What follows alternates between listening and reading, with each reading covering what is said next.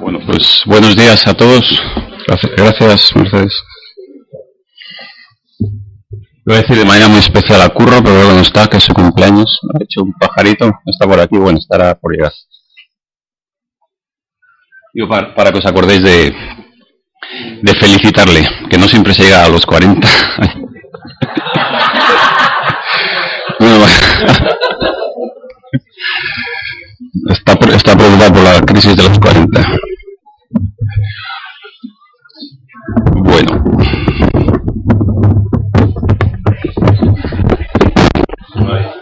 Es que no veo la pantalla.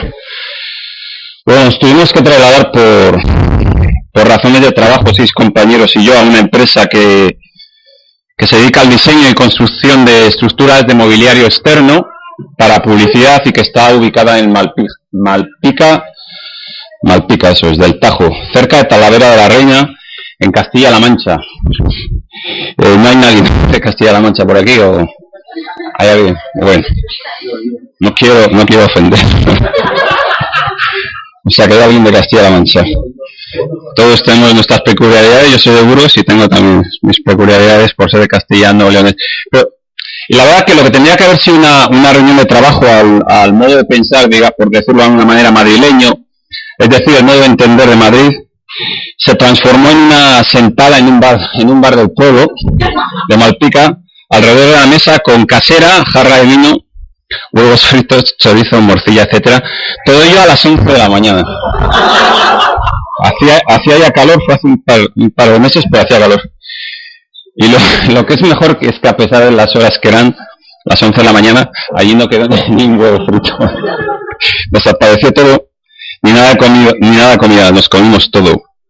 Y al cabo de 3 horas, a las 14 horas, esta gente de Castilla-La Mancha nos lleva a un restaurante del pueblo a comer cabrito.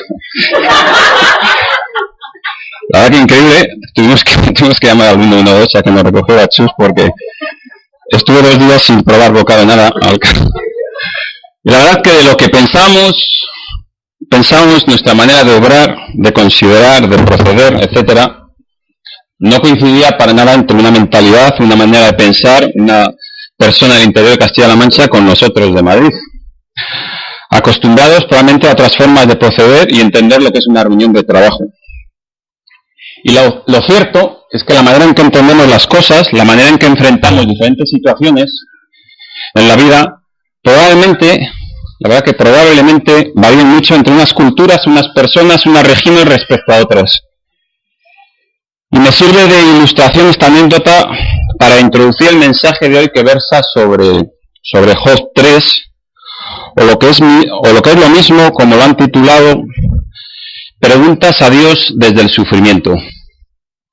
Porque quizás nuestra manera de entender, afrontar y considerar el sufrimiento no tenga mucho que ver a veces, o muchas veces, con lo que Dios nos enseña a través de su palabra. Y valga para ello este precioso texto de Job, que voy a pedir con voz alta, profunda, interpretación y dramatización, que Gabor, por favor, te pediría en alemán. Job 3, todo el capítulo, gracias.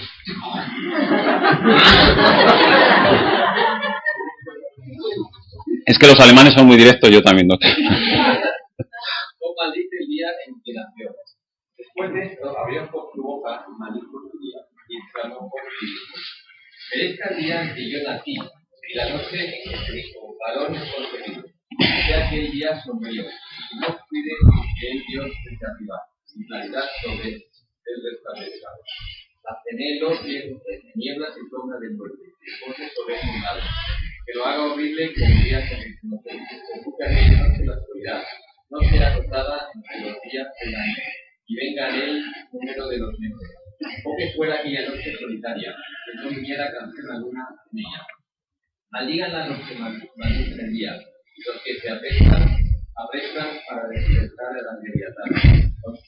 Oscurezcanse las estrellas de su alba, espere la luz y no venga, y vea los párpados de la mañana, por cuanto no cerró las puertas del vientre donde yo estaba, escondió de mis ojos las miserias.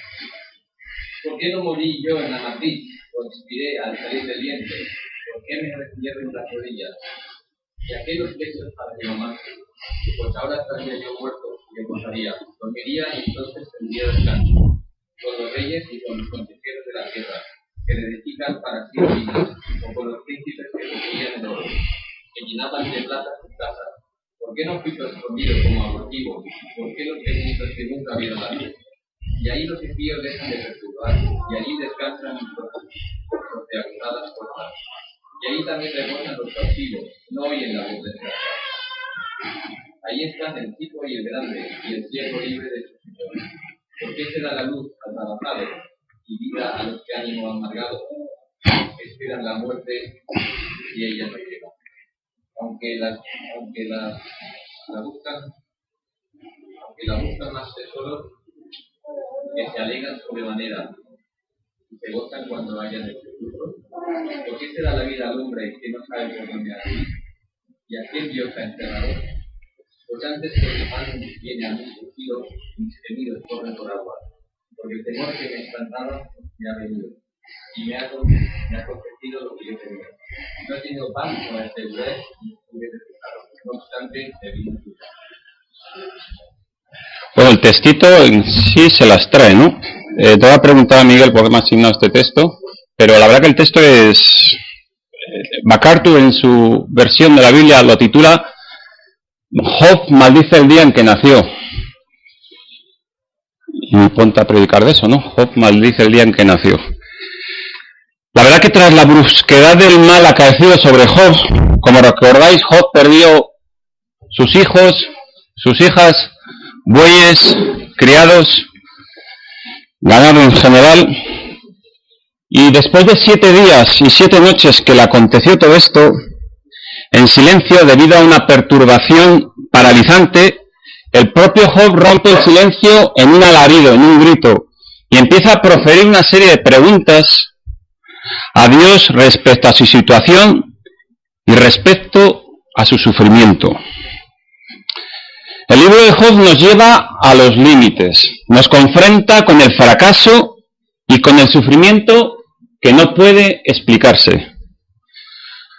Porque hay sufrimientos que pueden explicarse porque son consecuencia probablemente de nuestros propios errores.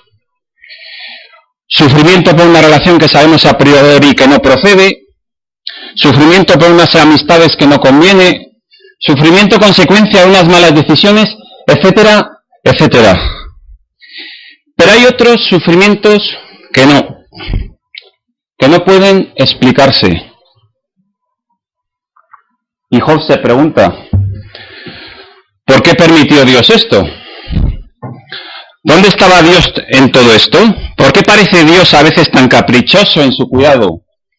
¿Por qué sana a una persona de su enfermedad y a otra no? La revelación de Dios a través de este texto de Job no nos va a dar respuestas fáciles, pero es cierto que nos capacita para entender la lucha que muchos hombres y mujeres de fe tienen que soportar, y nos muestra cómo un hombre, Job, fue capacitado por gracia para vivir con sus preguntas. Enfrente de la actitud de Job está, sin embargo, la actitud de sus amigos. En el siguiente texto, si no me equivoco, capítulo. Los amigos de Job que no podían convivir con el sufrimiento humano de Job. Tenían que encontrar las causas, querían soluciones e insistieron en tratar el sufrimiento únicamente como un problema a resolver, en vez de estar dispuestos a vivir con la incertidumbre que supone enfrentarse muchas veces al misterio del sufrimiento en este mundo caído, en este mundo terrenal. Voy a hablar de 2 puntos sobre los que se desarrolla el texto de Job, a mi entender. A saber, un primer punto sería el lamento y desesperación, y un segundo punto sería la tensión de la fe. Y vamos con el primer punto, el lamento y desesperación.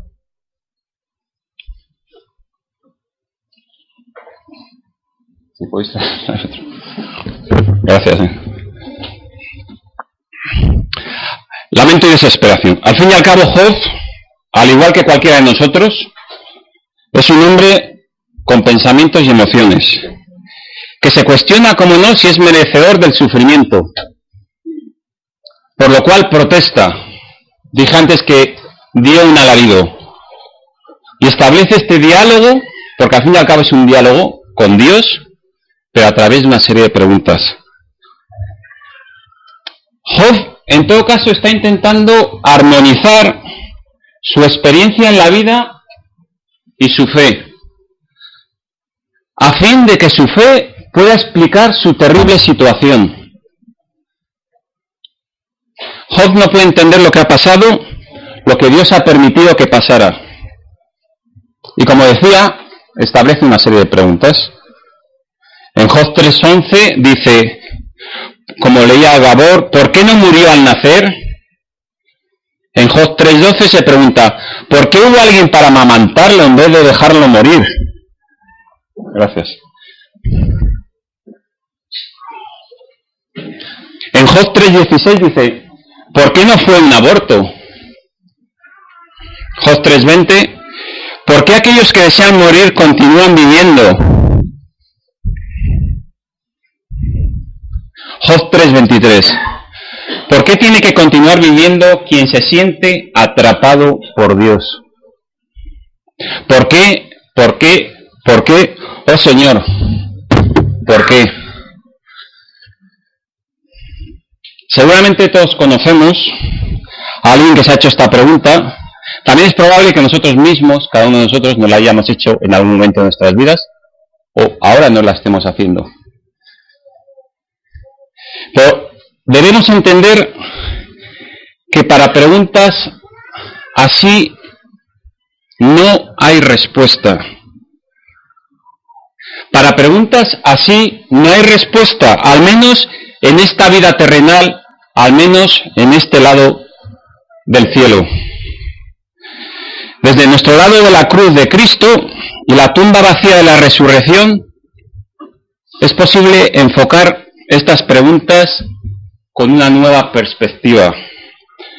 Pues sabemos que hay uno que está a nuestro lado que también ha clamado, Dios mío, ¿por qué? En Mateo 27:46, que dice que cerca de la hora novena, Jesús clamó a gran voz diciendo, Elí, Elí, lama sabactani. Dios mío, ¿por qué me has desamparado? En su clamor por abandono en la cruz, Jesucristo mismo ha formulado nuestras preguntas y las ha hecho suyas, para hacernos ver que en lo más profundo de cada abismo que podamos pasar, Él sin duda está a nuestro lado. Segundo punto, la tensión de la fe.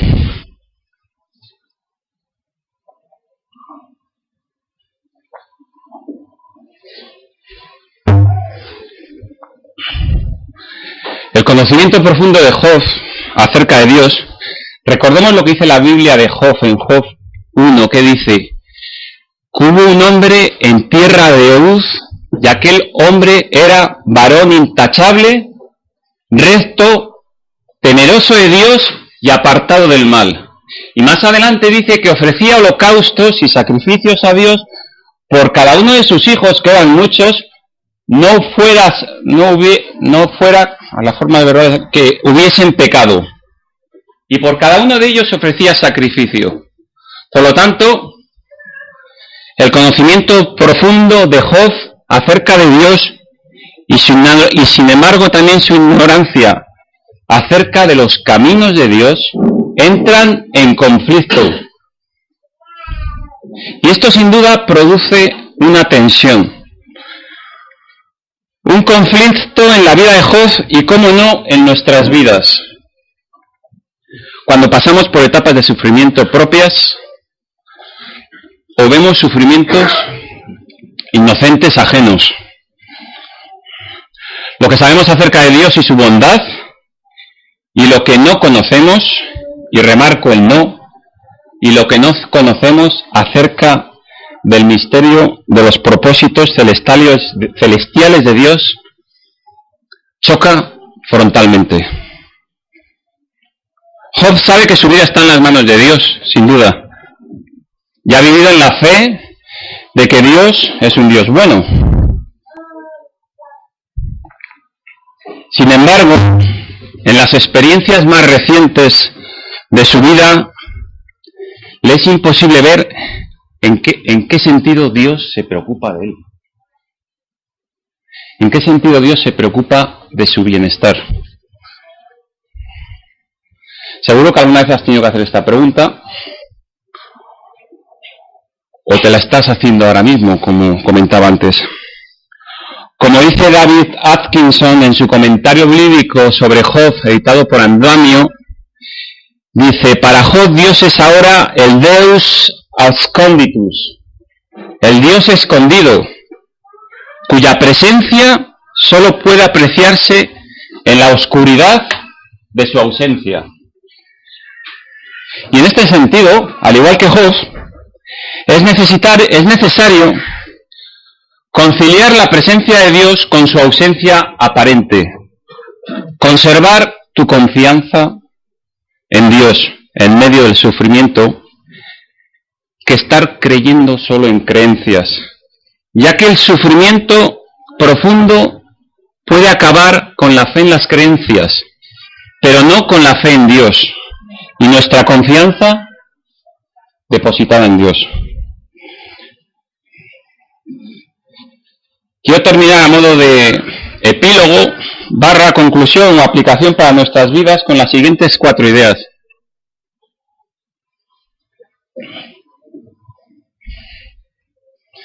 Primera idea, o primera conclusión, o primera aplicación. Todos tenemos o tendremos que enfrentarnos, y cuando digo todos es todos, algún día en nuestras vidas al gran tema que es el misterio del sufrimiento inocente. A menos que apartemos la mirada del mundo en que vivimos o que escondamos felizmente nuestras cabezas en la arena. A veces podemos ver la mano de hombres y mujeres malvados y quizás incluso echarles la culpa del sufrimiento inocente que han causado. Pero en otras situaciones quizás solo podemos ver la mano de Dios. Y nos haremos preguntas y preguntas y preguntas a lo largo de nuestra vida por sufrimiento ajeno o sufrimiento propio. Pero debemos entender que Dios nos capacita por gracia para vivir con muchas preguntas que en esta vida terrenal no van a tener respuesta. Repito, Dios nos capacita por gracia para vivir con muchas preguntas que en esta vida terrenal no van a tener respuesta. Recuerdo hace año y medio el aniversario del genocidio en Ruanda, Burundi, enfrentamiento entre las etnias Hutus y Tutsis, y la muerte de cientos y cientos de miles de inocentes. Entrevistaban a una persona hace año y medio que vivió aquella barbarie, no solo vivió, sino que sobrevivió. Cosa rara porque murieron cientos de miles de personas. Y lo que esta persona decía, y coincidían muchos con él, es que en aquella barbarie el diablo anduvo suelto. Segunda idea. Pasaremos o podemos pasar por situaciones de sufrimiento en que no vamos a entender lo que ocurre o lo que Dios está permitiendo que ocurra. Pero al igual que nos enseña Job en la Biblia, debemos aguantar en la fe desesperada de que Dios es, a pesar de todo, un Dios de integridad, justicia y verdad. Llevo 3 vasos, bien, eso está bien.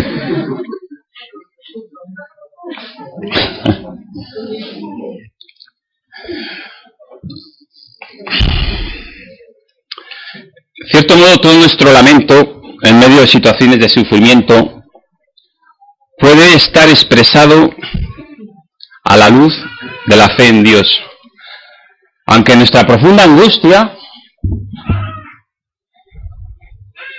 veamos que no disminuye en lo más mínimo, como dice Job en 3:24, no tengo reposo ni estoy tranquilo, al final del texto de Job 3.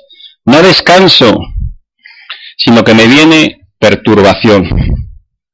Pero conservemos nuestra fe y nuestra confianza en Dios. Como penúltima idea del texto, quiero hablar de la muerte o del periodo previo a la muerte, porque la muerte a la que todos nos enfrentaremos determina un periodo, sin duda, que supone enfrentarnos en muchos casos a sufrimiento, y negarlo sería esconder de nuevo nuestras cabezas.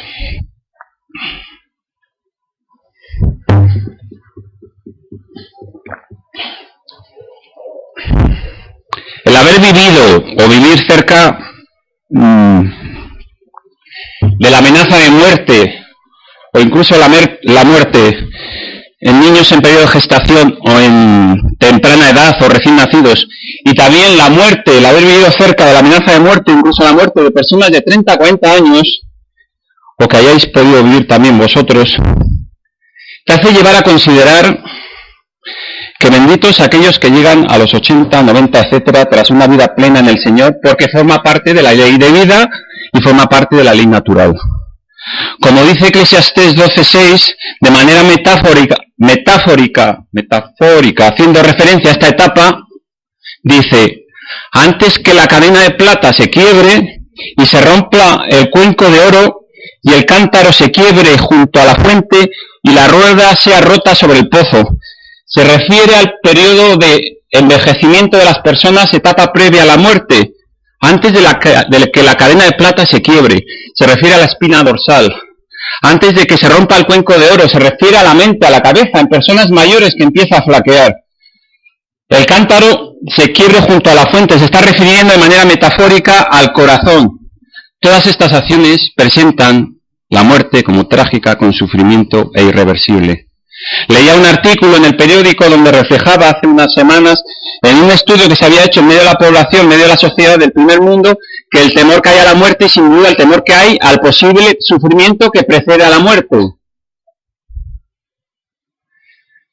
Que la gente no acepta, o la gente no aceptamos, que sin duda muchas veces es una etapa de enfermedad y probablemente a veces de sufrimiento.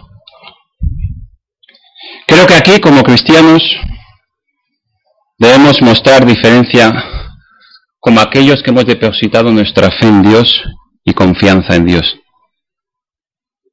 Nuestra entrada en esta etapa quizás deba ser diferente frente a aquellos que no tienen depositada su confianza en Dios. Me da envidia, es un tema personal, pero en este sentido debo decirlo, de mi padre, que tiene 92 años. Digo me da envidia porque no sé yo, si Dios quiere o me permite llegar a esa edad, etcétera, tener tan claro que se va cualquier día con el Señor. Cuando se despide nos lo dice, tiene todo preparado, como no tiene seguro para el entierro, tiene un sobre dinero que le ha dado a mi hermana mayor, para estar, o sea, tiene totalmente todo controlado, pero con la esperanza y la confianza de que se va con Dios. Pero tiene muy claro que se va a morir. A mí esa conciencia y descanso, sabiendo que puede haber un periodo de sufrimiento, a mí me da envidia, ¿no? Y sé que solo viene por la gracia de Dios, ¿no? Como última idea, sin duda, recordar nuestra esperanza futura en la presencia de Dios, donde no habrá ya sufrimiento. Dice Apocalipsis 21:4, vi un cielo nuevo y una tierra nueva, porque el primer cielo y la primera tierra pasaron y el mar ya no existía más. Y yo, Juan, vi la santa ciudad, la nueva Jerusalén, descender del cielo de Dios dispuesta como una esposa ataviada para su marido. Y oí una gran voz del cielo que decía, he aquí el tabernáculo de Dios con los hombres, y Él morará con ellos, y ellos serán su pueblo, y Dios mismo estará con ellos como su Dios. ¿Y qué dice luego? Que enjugará Dios toda lágrima de los ojos de ellos. Y ya no habrá muerte, ni habrá más llanto, ni clamor, ni dolor, porque las primeras cosas pasaron. Termino leyendo un precioso himno de Edith Choi que se titula Descanso en ti, mi defensor y escudo. Porque en medio del sufrimiento podemos decir confiadamente en Dios, descanso en ti. Y dice, descanso en ti, mi defensor y escudo, pues en la lid contigo a salvo estoy, en tu poder a combatir acudo, descanso en ti y en tu nombre voy. Oh Salvador, voy en tu santo nombre, tu nombre amado, digno de loor, justicia, paz y redención del hombre, Rey de gloria y príncipe de amor. Por fe yo voy, sintiendo mi flaqueza, mas en tu gracia apoyado estoy. En tu poder está mi fortaleza. Descanso en ti y en tu nombre voy. Descansaré contigo al fin en gloria, entrando por portales de esplendor. Tuya es la lucha, tuya es la victoria. Y la alabanza a ti será, Señor. Que el Señor os bendiga.